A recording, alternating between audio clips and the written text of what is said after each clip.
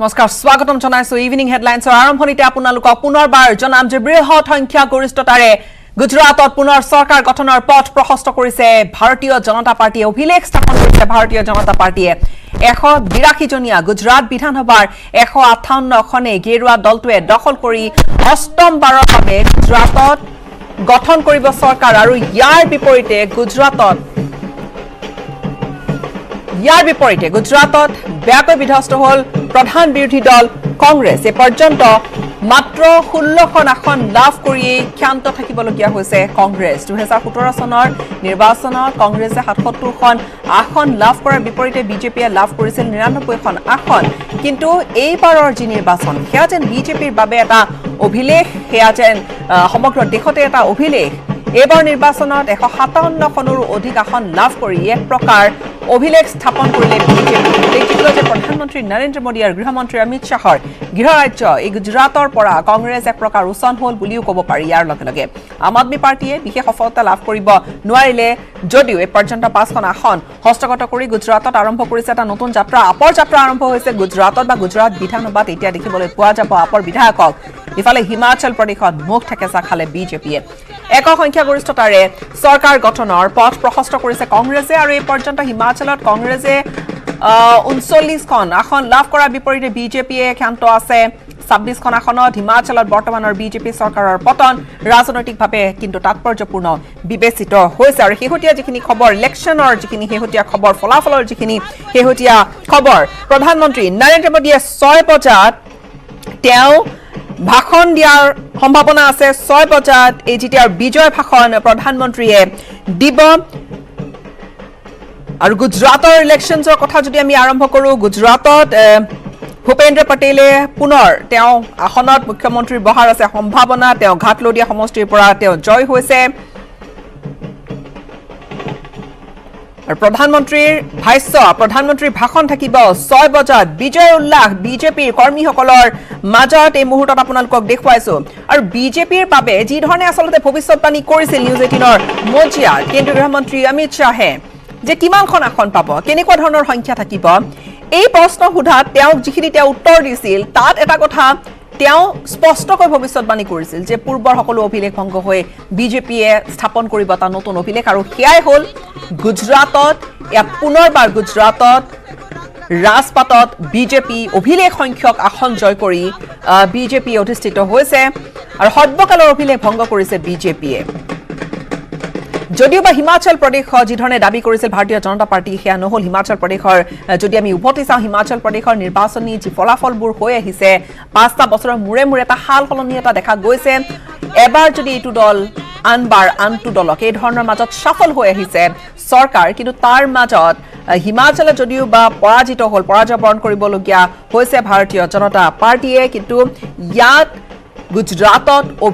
গুজৰাটত এক প্ৰকাৰ অভিলেখ স্থাপন হৈছে আৰু পুনৰবাৰ বিজেপিৰ চৰকাৰ এয়া হৈছে প্ৰধানমন্ত্ৰীৰ গৃহ ৰাজ্য কেন্দ্ৰীয় গৃহমন্ত্ৰীৰ গৃহ ৰাজ্য আৰু এই দৃশ্য আপুনি দেখিছে এতিয়া টিভিৰ পৰ্দাত এয়া গুজৰাটত অলিয়ে গলিয়ে এই ধৰণৰ দৃশ্যবোৰ দেখা গৈছে বিজেপি কৰ্মী সমৰ্থকৰ আনন্দ উল্লাস ইজনে আনজনক মিঠাই খোৱাই আনন্দ ফূৰ্তি কৰিছে হাতে হাতে দলীয় পতাকা লৈ এই ধৰণে আনন্দত মগ্ন হৈ পৰিছে আৰু আমি ভাষ্য আপোনালোকলৈ আগবঢ়াই থাকিম বিভিন্নজন বিজয় প্ৰাৰ্থীৰ ভাষ্য এতিয়া আহি আছে বিশেষকৈ ৰিভাবা জাদেজা তেওঁ জয় হৈছে ৰবীন্দ্ৰ জাদেজা ক্ৰিকেটাৰ তেওঁৰ পত্নী ৰিভাবা জাদেজা তেওঁ জয় হৈছে তেওঁৰ ভাষ্য আমি কিছু সময় পিছতে আপোনালোকলৈ লৈ আহিম সমান্তৰালকৈ আৰু যিসকলে জয় লাভ কৰিছে তেওঁলোকৰ ভাষ্য থাকিব হিমাচল প্ৰদেশত যি ধৰণে প্ৰত্যাশিতভাৱে আচলতে বিজেপি যেনেধৰণৰ প্ৰত্যাশা কৰিছিল সেয়া হয়তো বিজেপি উপনীত হ'বলৈ নোৱাৰিলে সেই ধৰণৰ এটা টাৰ্গেটত বা সেই ধৰণৰ এটা সংখ্যাত কিন্তু তাৰ বিপৰীতে আচলতে গুজৰাটত যি অভিলেখ স্থাপন কৰিলে ভাৰতীয় জনতা পাৰ্টি 182খন আসন বিশিষ্ট গুজৰাট বিধানসভাৰ মছনদত গুজৰাট বিধানসভাৰ মজিয়াত এই ধৰণে বিজেপিয়ে অভিলেখ সংখ্যক আসন জয় কৰিছে ইয়াৰ পূৰ্বে কংগ্ৰেছৰ সৰ্বাধিক আসন দখল কৰাৰ যি এটা অভিলেখ সেয়া বা যি এটা ৰেকৰ্ড সেয়া কংগ্ৰেছৰ আছিল কিন্তু সেই অভিলেখ বহুখিনি পিছ পেলাই বিজেপি অগ্ৰসৰ হৈছে কংগ্ৰেছ কিন্তু যি ধৰণে কংগ্ৰেছে গুজৰাটত দাবী কৰিছিল কংগ্ৰেছে কিন্তু 16খন আসনত থাকিবলগীয়া হ'ল আৰু আনহাতে আমি টেলি আপোনালোকক অহৰহ সম্পূৰ্ণ আপডেটেড টেলি আমি আপোনালোকক দেখুৱাই গৈছো টিভিৰ পৰ্দাত সম্পূৰ্ণ আপডেটেড প্ৰতি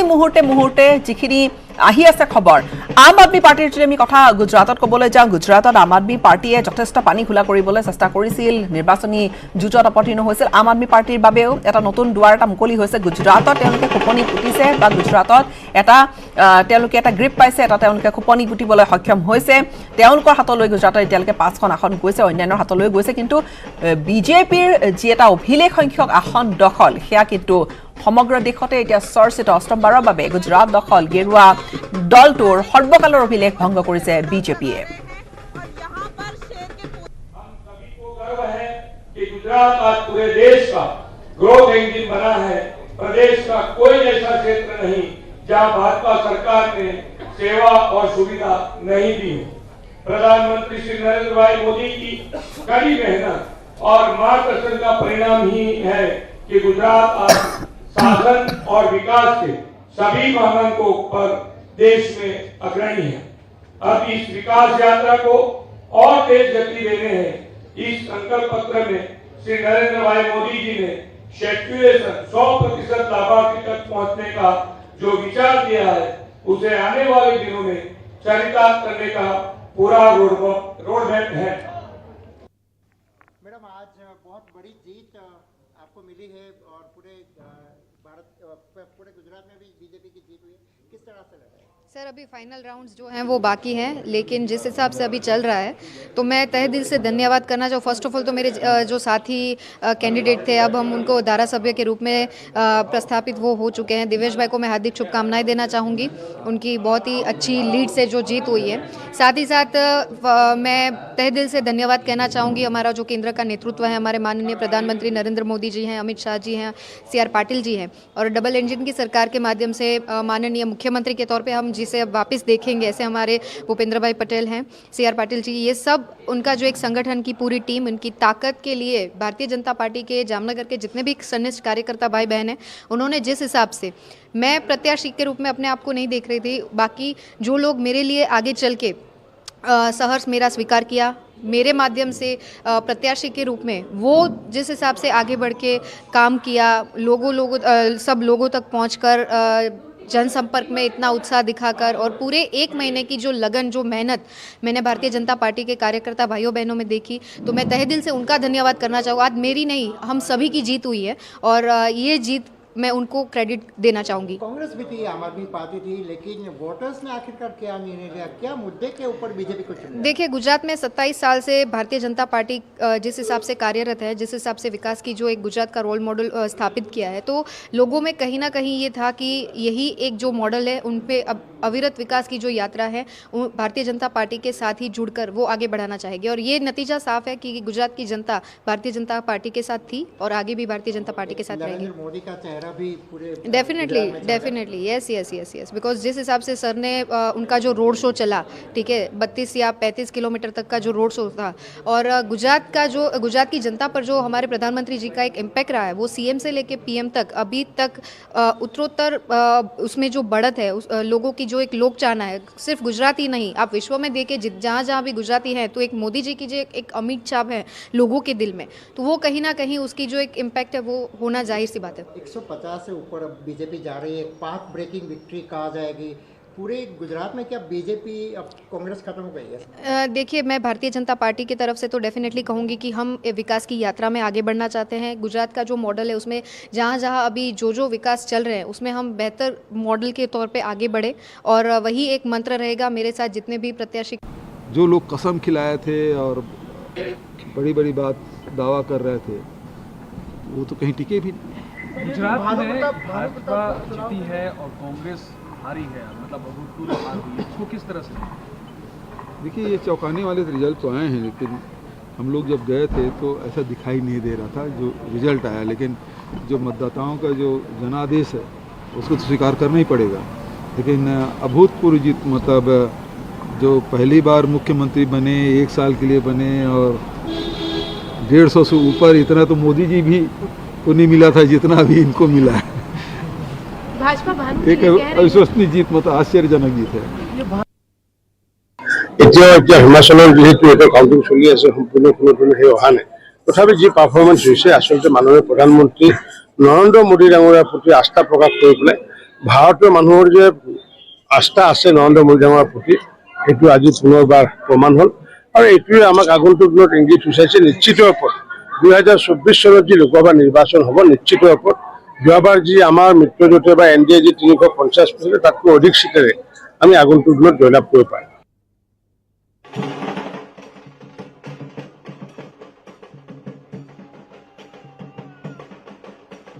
এটা পৰিৱেশ চাৰিওফালে নিউজ ৰুমলৈ লৈ যাম দৰ্শকক আমি জ্যেষ্ঠ সাংবাদিক অসীম কুমাৰ বৰাৰ সৈতে সংযুক্ত হ'ম কথা পাতিম অধিক এয়া গুজৰাটত বিজেপিৰ যি এক অভূতপূৰ্ব এটা উত্থান দেখা গৈছে নিজৰে অভিলেখ ভংগ কৰি অসীম বৰা আপোনাৰ ওচৰলৈ আহিছো পোনে পোনে এয়া সপ্তমবাৰ হ'ব যে বিজেপি ক্ষমতালৈ আহিব অধিষ্ঠান বিৰোধী ঢৌৰ কথা থাকে যেতিয়া এখন চৰকাৰ বহুবাৰ বা বহুটা কাৰ্যকাল এখন ৰাজ্যত তেওঁলোকৰ এটা ৰাজত্ব থাকে কিন্তু ইয়াত গুজৰাটত যি ধৰণৰ মেণ্ডেট দিয়া গ'ল বা যি ধৰণৰ মেণ্ডেট আমি দেখিছো তাত আচলতে এইবোৰ কথা একেবাৰে নগণ্য হৈ পৰিল আৰু গুজৰাটত নিজৰে অভিলেখ ভংগ কৰিছে ভাৰতীয় জনতা পাৰ্টিয়ে কংগ্ৰেছৰ 85ৰ 85ৰ যি 149ৰ আসনৰ যি অভিলেখ আছিল সেয়া ভংগ কৰিলে বিজেপিয়ে আৰু এক অভিলেখ স্থাপন কৰি সপ্তমবাৰৰ বাবে মস্ত দখল কৰিবলৈ গৈ আছে হয় আসলে আজি দুখন ৰাজ্যৰ যিটো নিৰ্বাচনী ফলাফল আমাৰ হাতত পৰিছে আৰু কিছু সময় পিছত হয়তো অফিচিয়েলি এই নিৰ্বাচন ফলাফল ঘোষণা কৰা হ'ব কিন্তু এই মুহূৰ্তলৈকে এটা কথা স্পষ্ট হৈ পৰিছে যে গুজৰাটত দুটা পলিটিকেল এটা তাৎপৰ্য আছে দুইখন ৰাজ্যৰ ভিতৰত ক'ব লাগিব ৰাজনৈতিকভাৱে এটা হ'ল গুজৰাটত প্ৰধানমন্ত্ৰী নৰেন্দ্ৰ মোদী আৰু অমিত শ্বাহৰ নেতৃত্বত গুজৰাটত কংগ্ৰেছ সম্পূৰ্ণৰূপে ধূলিসাৎ হৈ গ'ল যিটো কংগ্ৰেছক এটা বৃহৎ আঘাত আৰু ইফালে জেপি নাড্ডাৰ নিজৰ ৰাজ্য হিমাচল প্ৰদেশত কিন্তু বিজেপি বিধ্বস্ত হ'ল তাত কংগ্ৰেছৰ উত্থান হ'ল গতিকে তিনিজন লিডাৰ আজি যদি বিজেপিত কওঁ যে বিজেপি তিনিজন ডাঙৰ লিডাৰ এজন প্ৰধানমন্ত্ৰী নৰেন্দ্ৰ মোদী অমিত শ্বাহ তেওঁলোক চৰকাৰত আছে চৰকাৰ নেতৃত্ব লৈছে ইফালে দলৰ নেতৃত্ব লৈছে সভাপতি জেপি নাড্ডা এতিয়া জেপি নাড্ডাৰ গৃহ ৰাজ্য হ'ল হিমাচল প্ৰদেশ সেই জেপি নাড্ডাৰ হিমাচল প্ৰদেশত কিন্তু ৰুলিং গভৰ্ণমেণ্টখন বিজেপিৰ ৰুলিং গভৰ্ণমেণ্টখনৰ পতন ঘটিল আৰু তাত নতুন চৰকাৰ গঠন কৰিব এতিয়া কংগ্ৰেছে ইফালে কিন্তু নৰেন্দ্ৰ মোদী আৰু অমিত শ্বাহৰ গৃহ ৰাজ্য গুজৰাটত কিন্তু তেওঁলোকৰ যিটো প্ৰভাৱ সেইটো তাত বেছি শক্তিশালী হৈছে যিবাবে এতিয়া অভিলেখ সৃষ্টি কৰি কোৱা হৈছে যে 158খন আসন দখল কৰি এক বৃহৎ সংখ্যাগৰিষ্ঠতে চৰকাৰ গঠন কৰিবলৈ গৈছে আৰু অষ্টমবাৰৰ বাবে তেওঁলোকে চৰকাৰ গঠন কৰিব গতিকে এক কথাত ক'ব লাগিব যে অমিত শ্বাহ প্ৰধানমন্ত্ৰী যেনেদৰে দলৰ বাবে অতি গুৰুত্বপূৰ্ণ হৈ পৰিছে বা তেওঁলোকক ৰখোৱাটো টান হৈ পৰিছে একেদৰে কিন্তু বিজেপিত যিটো পতন হ'ল আজি হিমাচল প্ৰদেশত সেইটো কিন্তু ৰাজনৈতিকভাৱে তাৎপৰ্যপূৰ্ণ কাৰণ যিখন সময়ত চাৰিওফালে বিজেপিৰ ঢৌ চলি আছে ইখনৰ পিছত সিখন ৰাজ্য বিজেপিয়ে দখল কৰিছে তাৰ পাছত কিন্তু ৰুলিং গভৰ্ণমেণ্ট এখন থকাৰ পিছতো কিন্তু হিমাচল প্ৰদেশত তেওঁলোকে কংগ্ৰেছৰ হাতত চৰকাৰ গঠন কৰিবলৈ অৰ্পণ কৰিব লগা হোৱাটো কিন্তু ৰাজনৈতিকভাৱে বহুত তাৎপৰ্যপূৰ্ণ হিমাচল প্ৰদেশৰ যদি আমি কথা কওঁ আমি যিহেতু হিমাচল প্ৰদেশৰ বিষয়টো আলোচনা কৰিছো হিমাচল প্ৰদেশত এই ধৰণৰ এটা বিগত বহু বছৰ ধৰি বহুটা কাৰ্যকাল ধৰি এই ধৰণৰ এটা ক'বলৈ গ'লে এটা চলি আহিছে ধাৰা যে এবাৰ যদি এইটো দল আনটো দল এই ধৰণৰ এটা ধাৰাৰ মাজতে আৰু যেতিয়া হিমাচল প্ৰদেশবাসীয়ে ভোটদান কৰিছে তেওঁলোকে এটা স্পষ্ট মেণ্ডেট দিছে তাত সংখ্যাগৰিষ্ঠভাৱে কোনো এটা দলে আচলতে তেওঁলোকে মস্ত দখল কৰিবলৈ সক্ষম হৈছে হিমাচলৰ তেনে পৰিপ্ৰেক্ষিতত আচলতে সেই ধাৰাৰে এবাৰো হিয়া অব্যাহত থাকিল সেই ধাৰা নে আচলতে ক'ব পাৰি যে তাত এণ্টি ইনকামবেঞ্চিৰ দৰে কিছু কথা আহি পৰিছিল বা কংগ্ৰেছে খুব জোৰদাৰ তাত কেম্পেইনিং কৰিছিল ক'ত কংগ্ৰেছে তাত মেজিক দেখুৱাবলৈ সক্ষম হৈছে আৰু যদিও আমাৰ হাতলৈ এতিয়া খবৰ আহিছে যে কংগ্ৰেছৰ যিসকলে জয়লাভ কৰিছে তেওঁলোকক একত্ৰিত কৰি ৰখাৰো এটা কংগ্ৰেছ হাইকমাণ্ডৰ ফালৰ পৰা এটা যোজা এটা চলিছে হয় হিমাচল প্ৰদেশৰ আচলতে মূলতঃ এখন কংগ্ৰেছ প্ৰধান ৰাজ্য আছিলে কিন্তু যোৱা 15 বছৰত অল্টাৰনেট হৈছে এবাৰ বিজেপি আহিছে এবাৰ কংগ্ৰেছ আহিছে এবাৰ আকৌ কংগ্ৰেছ আহিল কিন্তু তাত যিটো দেখা গৈছে যে তাত যিটো এতিয়া যিবিলাক চৰ্চা চলিছে বা যি ধৰণৰ চৰ্চা চলিছে বা এক্সিট পোলতো কোৱা হৈছিল যে নেক টু নেক ফাইট হ'ব কংগ্ৰেছ আৰু বিজেপিৰ মাজত কিন্তু দেখা গ'ল যে তাত যিটো এণ্টি ইনকামবেঞ্চি আছে তাৰ উপৰিও তাত যিজন মুখ্যমন্ত্ৰী তাৰ জয়ৰাম ঠাকুৰ সেই মুখ্যমন্ত্ৰীগৰাকী আচলতে খুব ভদ্ৰ নম্ৰ মানুহ আৰু তেওঁ যিটো এগ্ৰেছিভনেছ লাগিছিল নিৰ্বাচনৰ সময়ত সেই বস্তুটো বা সেই যিটো আক্ৰমণাত্মকভাৱে তেওঁ প্ৰচাৰ চলাব লাগিছিল বা যেনেকুৱা ধৰণৰ এটা পৰিৱেশ সৃষ্টি কৰিব লাগিছিল সেই বস্তুটো কিন্তু নিৰ্বাচনৰ আগমুহূৰ্তত প্ৰচাৰ অভিযানৰ সময়ত কিন্তু জয়ৰাম ঠাকুৰে তেনেকুৱা এটা প্ৰভাৱ দেখাব নোৱাৰিলে আৰু তেওঁ অতি ল' প্ৰফাইল মেইনটেইন কৰি থাকে তেওঁ সংবাদ মাধ্যমৰ সন্মুখলৈ নাহে তেওঁ খুব প্ৰচাৰ নিবিচাৰে যিটো কাৰণে আজি তেওঁ এজন যে হিমাচলৰ মুখ্যমন্ত্ৰী সেই কথাটো বহুত ৰাজ্যখনৰে বহুত মানুহৰ ক্ষেত্ৰত অলপ কনফিউজ হৈ থাকে বা দেশৰ হেৰি কিন্তু তেওঁ কাম কৰিছিল কিন্তু তেওঁ সেই কামৰ যিটো প্ৰচাৰৰ ধাৰা থাকিব লাগিছিল বা যেনেকুৱা ধৰণৰ কৌশলী প্ৰচাৰ লাগিছিল সেই কাম তেওঁ কৰাত কিছু ব্যৰ্থ হ'ল বুলি তাত চৰ্চা হৈছে। তাৰোপৰিও যি হিমাচল প্ৰদেশত প্ৰায় 8খনমান জিলা ডমিনেট কৰি আছে আপেল কৃষকে, আপেল প্ৰডাকশ্যন কৰে তেওঁলোকে, আৰু তেওঁলোকে সেই অৰ্থনীতিটো আপেল কৃষকসকলৰ ওপৰত নিৰ্ভৰ কৰে। কিন্তু দেখা গৈছে যে তেওঁলোকৰ বিভিন্ন সমস্যা এই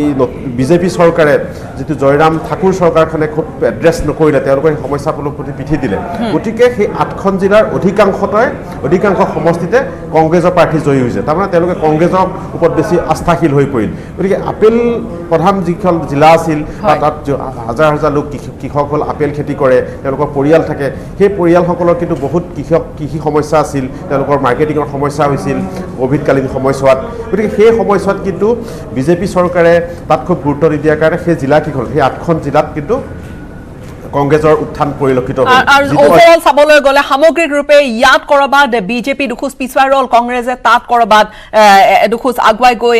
তাত সেই মেজিক কৰি দেখুৱাবলৈ সক্ষম হ'ল। হিমাচল প্ৰদেশৰ কথা বাদ দি যদি এতিয়া আমি গুজৰাটলৈ আহোঁ, কংগ্ৰেছে যি ধৰণে আচলতে হিমাচলত গুৰুত্ব দিলে বা যি ধৰণৰ কংগ্ৰেছৰ মেজিক হিমাচলত চলিল, কিন্তু গুজৰাটত 7মবাৰৰ বাবে তাকো নিজে এটা অভিলেখ স্থাপন কৰি বিজেপিয়ে চৰকাৰ গঠন কৰিবলৈ গৈ আছে। তাত কংগ্ৰেছৰ কি হ'ল? কংগ্ৰেছৰ 16খন আসন, মাত্ৰ 16খনতে সীমাবদ্ধ থাকিবলগীয়া হ'ল কংগ্ৰেছ, আৰু য'ত ৰাহুল গান্ধীৰ প্ৰচাৰ তাত সেই ধৰণৰ নাছিল। কংগ্ৰেছে আচলতে ক'ব পাৰি নেকি যে নিৰ্বাচন আচলতে আগ যিমান চৰ্চাত আছিল তাতকৈ বহু পিছতহে চৰ্চিত হৈ আছিল গুজৰাটৰ প্ৰেক্ষাপটত কংগ্ৰেছ, তেনেকুৱা ক'ব পাৰি নেকি যে আগতেই চাৰেণ্ডাৰ কৰি দিছিল কংগ্ৰেছে নিৰ্বাচনৰ পূৰ্বে বিজেপিৰ আগত? হয়, পৰিৱেশ এটা তেনেকুৱাই সৃষ্টি কৰিছিল, কাৰণ যিকণ সময়ত গুজৰাটৰ দৰে এখন গুৰুত্বপূৰ্ণ ৰাজ্যত বিধানসভা নিৰ্বাচন অনুষ্ঠিত হৈছে আৰু 1.5 বছৰৰ পিছত লোকসভা নিৰ্বাচন অনুষ্ঠিত হ'ব, সেইকণ সময়ত কংগ্ৰেছে ভাৰত জোৰো কাৰ্যসূচী লৈছে, ঠিকেই আছে। কিন্তু গুজৰাটলৈ পিঠি দি তেওঁলোকৰ ৰাহুল গান্ধী বা তেওঁলোকৰ শীৰ্ষ নেতাসকল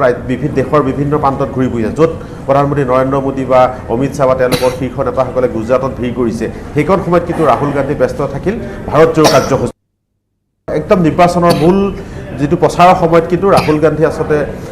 গুজৰাটত দেখা নগ'ল। তেওঁ এবাৰ গৈছিল, তাকো নিৰ্বাচনী তেতিয়া খুব পৰিৱেশ সৃষ্টি হোৱা নাছিল। আৰু কংগ্ৰেছে আচলতে গুজৰাটক গুৰুত্ব সহকাৰে নোলোৱা নিচিনা পৰিলক্ষিত হৈছে। তেওঁলোকেতো ভাবিছিল যে প্ৰধানমন্ত্ৰী নৰেন্দ্ৰ মোদী অমিত শ্বাহৰ ৰাজ্যত আমি এতিয়া গদা ঘূৰাই সেইটো লাভ নহ'ব। ৰাহুল গান্ধীয়ে তেনেকৈ ধৰণৰ অনুভৱ কৰিলে, আৰু যিটোৰ ফলাফল কিন্তু ইমান বেয়া হ'ব বুলি কোনো ভবা নাছিল, কাৰণ এক্সিট পোলতো কোৱা নাছিল যে কংগ্ৰেছৰ ফলাফল ইমান বেয়া হ'ব। ইয়াৰ মূলতেই হ'ল, বহুতে ক'ব খুজিছে, হয়তো কাইলৈ পৰহিলৈ ভিতৰত পৰ্যালোচনাত ওলাব যেতিয়া ভোটৰ শ্বেয়াৰটো আহিব, যে আম আদমী পাৰ্টি তাৰ প্ৰৱেশে আচলতে কংগ্ৰেছৰ ভোট বেংকত খহনীয়া আনিলে, আৰু ভোট বিভাজন হোৱাৰ বাবে আচলতে কংগ্ৰেছৰ দখলত থকা বহু সমষ্টি এতিয়া বিজেপিৰ হাতলৈ আহিল, যি কাৰণে বিজেপিৰ উত্থানটো পূৰ্বতকৈ বহুত বেছি হৈ গ'ল। কাৰণ য'ত হয়তো আজি ওলাব লাহে লাহে সমীক্ষাবিলাকত যে যিবিলাক সমষ্টিত হয়তো আপ বা কংগ্ৰেছৰ ভোট লগ খুৱাই দিলে হয়তো বিজেপি পাৰ্টিটোত পৰাজিত হ'লহেঁতেন, কিন্তু সেইটো নোহোৱাৰ কাৰণে তাত ভোট বিভাজনত আপে সহায় কৰিলে, আৰু যিটো কাৰণে আচলতে কংগ্ৰেছেতো বিজেপিৰ ভোট আনিব পৰাই নাই গুজৰাটত, আপেও বিজেপিৰ ভোট আনিব পৰা নাই, কাৰণ বিজেপিৰ যিটো ষ্ট্ৰং হোল্ড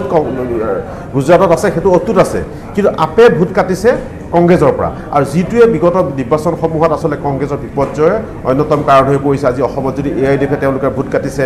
বেলেগত আকৌ সৰু সৰু আঞ্চলিক দলে কাটিছে। এই বিষয়ত ভূপেন বৰাৰ পৰা, প্ৰদেশ কংগ্ৰেছৰ সভাপতিগৰাকীৰ পৰা মন্তব্যও কিছু আহিছিল কোন কাৰ বি টিম সেই সম্পৰ্কে, কিন্তু এই আপৰ উত্থানক কি ধৰণে চাইছে? গুজৰাটত এটা খোপনি পুতিছে আপে। আপৰ হেৰুৱাব লগা একো নাই, তেওঁলোকে এতিয়া যি পাব তেওঁলোকৰ সেইটো প্ৰাপ্য, মানে সেইটো তেওঁলোকৰ এটা এডিশ্যনেল হেৰি। আজি যদি গুজৰাটত যদি তেওঁলোকৰ 10খন আসন থাকিলেহেঁতেন,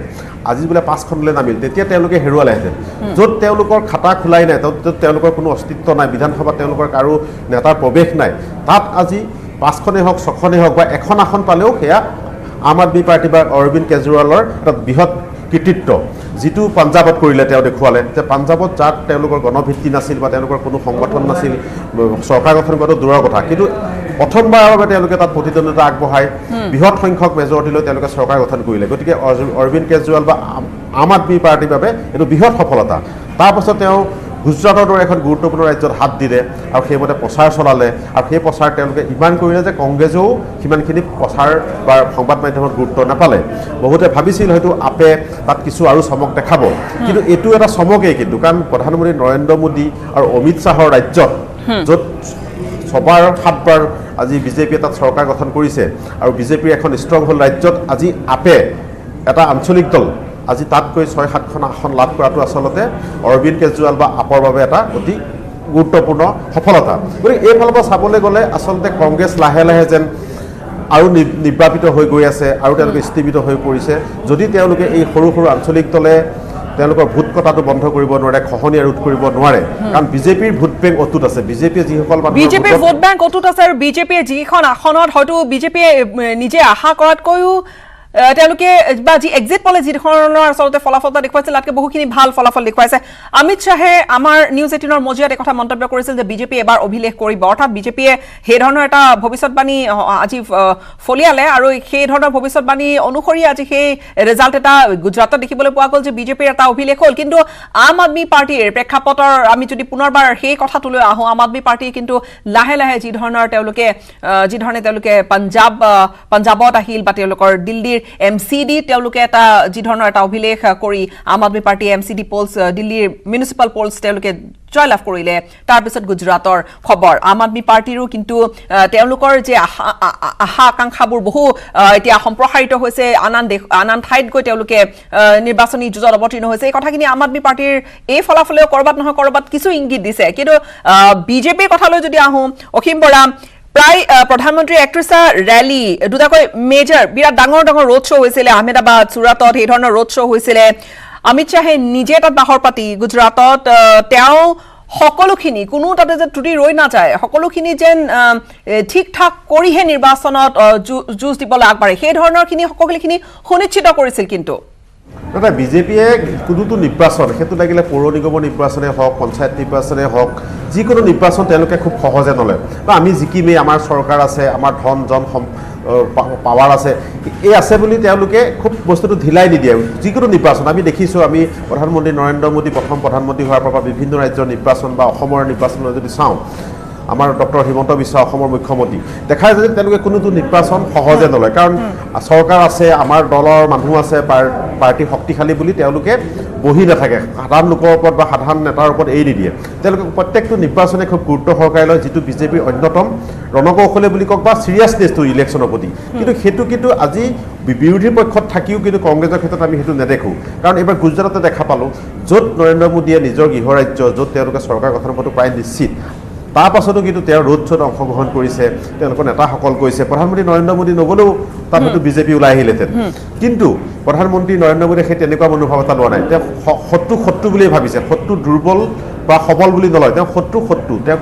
ৰোধ কৰিবৰ কাৰণে যিমান শক্তি প্ৰয়োগ কৰিব লাগে সেইমতেই তেওঁলোক আগবাঢ়ি আহে কিন্তু কংগ্ৰেছৰ ক্ষেত্ৰত আমি সেইটো নেদেখোঁ আজি ৰাহুল গান্ধী তেওঁলোকৰ শীৰ্ষ নেতাসকল আজি গুজৰাটত উগুৰি খাই পৰিব লাগিছিল ভাৰত জোড়ো আন্দোলনটো চলি থাকক বা অলপ দিনৰ কাৰণে ষ্টপো কৰিব পাৰিলেহেঁতেন ৰখাব পাৰিলেহেঁতেন কিন্তু তাকে নকৰি তেওঁলোকে ভাৰত জোড়ো গোটেই ভাৰতত জয় সাব্যস্ত কৰিব খোজে কিন্তু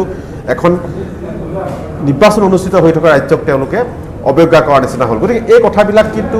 দেশৰ ৰাজ্যও চাই আছে দেশৰ দেশবাসীয়ে চাই আছে আৰু কংগ্ৰেছৰ যিটো ৰণকৌশল সেইটো যে পৰিৱৰ্তন কৰিব হ'ল তাৰ বিপৰীতে কিন্তু এজন মানুহ হিচাপে এজন নেতা হিচাপে অৰবিন্দ কেজৰিৱালে বিশাল বিজেপি এটা বৃহৎ শক্তিৰ বিৰুদ্ধে যিটো অৱস্থান গ্ৰহণ কৰিছে সেইটোৱে কিন্তু মানুহৰ একাংশ মানুহৰ অন্তৰ জয় কৰি আহিছে হয়তো তেওঁ বিজেপিৰ সময়কক্ষ হ'বগৈ নোৱাৰিব পাৰিব বা তেনেকুৱা ধৰণৰ পৰ্যায়লৈ হয়তো যাওঁতে বহুত বছৰ লাগি যাব পাৰে কিন্তু তেওঁ এখুব দুখুবকৈ আগুৱাই গৈ কৰবাত পানী অকণমান ঘোলা কৰিছে আৰু এটা প্ৰসংগ বা গুজৰাটৰ প্ৰসংগলৈ ক'লে পাটিদাৰসকলৰ যি প্ৰসংগ থাকে যিসকলে আচলতে তেওঁলোকৰ তেওঁলোকৰ মেণ্ডেটে যথেষ্টখিনি নিৰ্ভৰ কৰে পূৰ্বতে ইয়াৰ পূৰ্বৰ নিৰ্বাচনত তেওঁলোক কংগ্ৰেছৰ ফলিয়া আছিল কিন্তু এইবাৰ পাটিদাৰসকল আকৌ বিজেপি মুখী হোৱাত বা বিজেপিৰ ফল্ডলৈ অহা প্ৰসংগটোৱেও কিন্তু কৰবাত নহয় কৰবাত বিজেপিক এটা এই অভিলেখ স্থাপন কৰাৰ ক্ষেত্ৰত সহায় কৰিলে বুলিও বিভিন্ন ৰাজনৈতিক যিসকলে ভূ ৰাখে বা বিভিন্ন বিশেষজ্ঞসকলে মন্তব্য কৰিছে হয় এই এতিয়া বিজেপিৰ যিটো উত্থানৰ লগে লগে আমি দেখিছোঁ যে বিজেপিৰ যিটো উত্থান সেই বিজেপিৰ উত্থানৰ বহুত কংগ্ৰেছী নেতা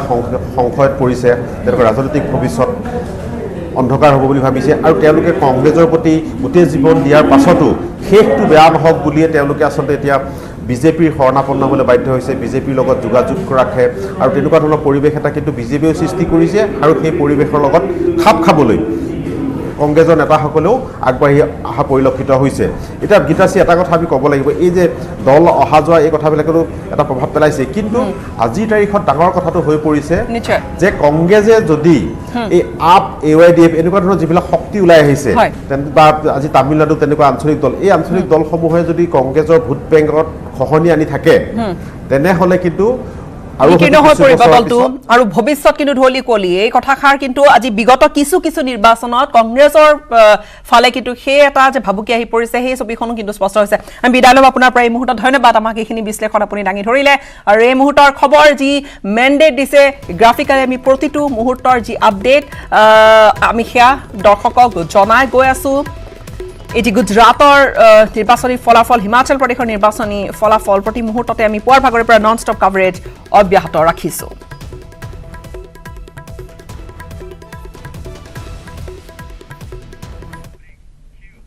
খবৰধাৰা আমি অব্যাহত ৰাখিম সময়খিনিতে এটা চমু বাণিজ্যিক বিৰতিৰ সাধাৰণ ষ্টীল এনেকৈ পৰে মাইথন ষ্টীল এনেকৈ পৰে ধমকৈ